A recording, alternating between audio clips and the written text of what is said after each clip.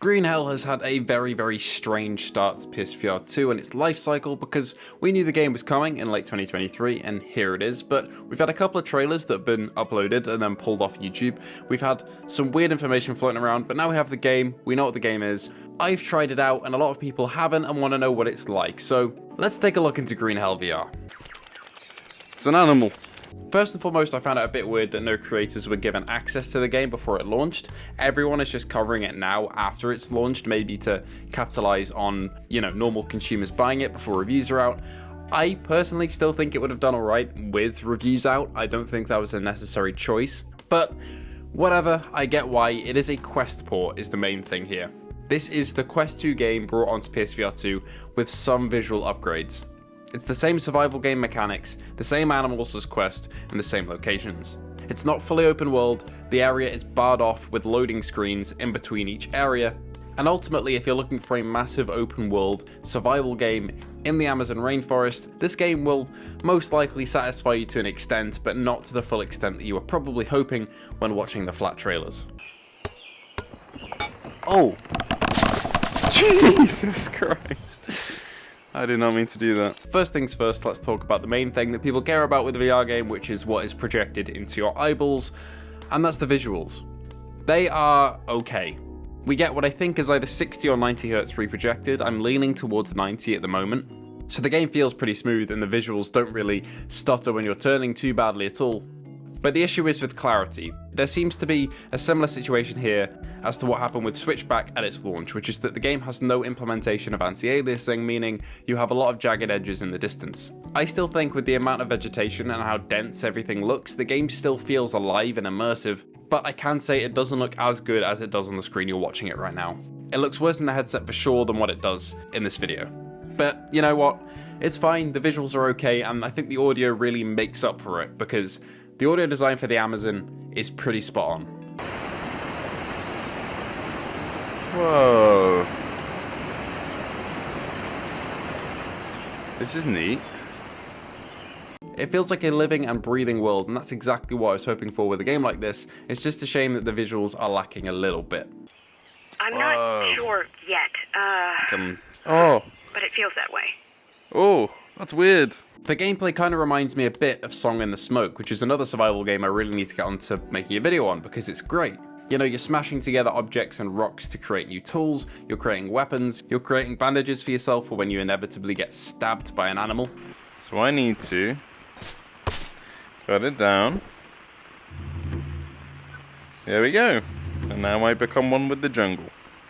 And overall the gameplay is pretty hard. You can scale it in terms of what enemies you come up against, your starvation rate and all that good stuff, and you can even customize your experience by selecting custom in the difficulty slider, so you can turn off some elements completely like Predators if you want to, or keep it on and turn off hunger. But if you go with the standard settings they give you, the game is pretty hard.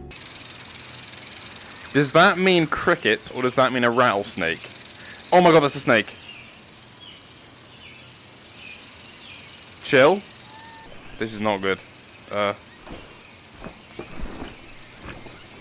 Have the fish. Hello, frog. Come here. That doesn't look good. Oh, Jesus. Oh, no. I think I poisoned myself. Every single mistake you make, you will be punished for. You fall off a ledge stupidly, you're gonna have to bandage that up or fix it. If you're too loud, you're gonna get killed by a tiger. Yeah. Come on, then. Stay down. How many hits can I get in? Not enough.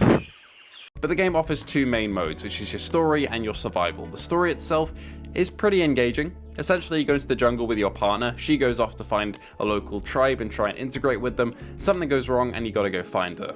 Some parts of the early story are genuinely really impressive, with the audio design when it's raining being a highlight, and the story itself I found pretty decent so far. I'm around 2 hours into it, which is a little further on than what you see in this video because I don't really want to spoil anything later on, and I am enjoying it so far, but I do find it is pretty difficult.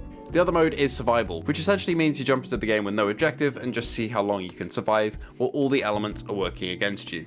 The story is broken up into various preset areas, meaning that different parts of the story will happen definitely at each section while survival is segmented into what I can only assume is randomly generated areas, because I played a couple of survival worlds and all of them were different in their starting locations and the surrounding locations, but both of these are broken up into that weird style where the areas are segmented, so you'll enter a cave and then you'll get a loading screen and you'll come out the other side and you'll have a new area to explore.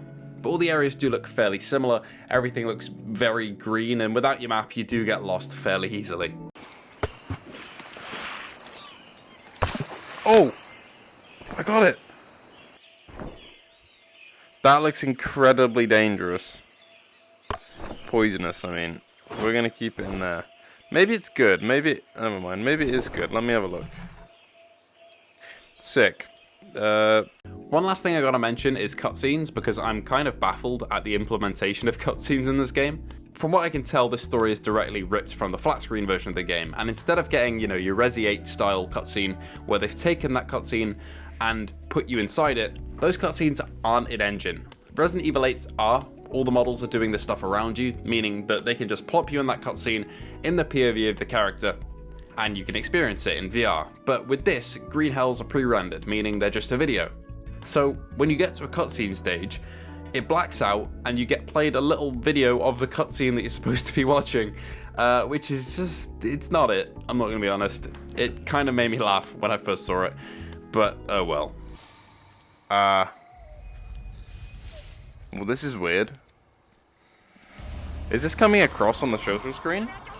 So it's one of the flat screen cutscenes. That's weird. Energy low.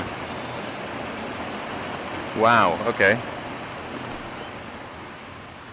Overall, if you're on the fence, my final message about Green Hell VR on PSVR2 is it's a game where you're going to get as much out of it as you put in. If you try and learn the systems and utilize and remember all the plants around you, learn the patterns of predators and be on the lookout for snakes and other insects, and really utilize everything it's throwing at you, you can get past the steep learning curve and have a really good time with it. But if you're looking for something a little more casual, I wouldn't really recommend Green Hell VR. And if you're really adamant about great looking visuals, this one probably isn't for you. But I'm still enjoying my time with it, and I wasn't given a key by the devs for this one, I've just bought it with my own money. I can see myself spending some more time in this one, but I do understand if you want to hold off. In an ideal world, we have a switchback situation where the devs come in, implement eye tracking and anti-aliasing and make the game look a lot better.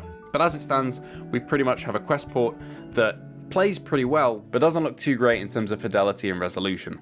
Anyway, with that being said, I'm still enjoying it, and thank you all for watching and joining me in this video. If you did enjoy, feel free to like and subscribe. Let me know what you think of Green Hell VR based on this video and what you've seen, and I hope to see you in the next one.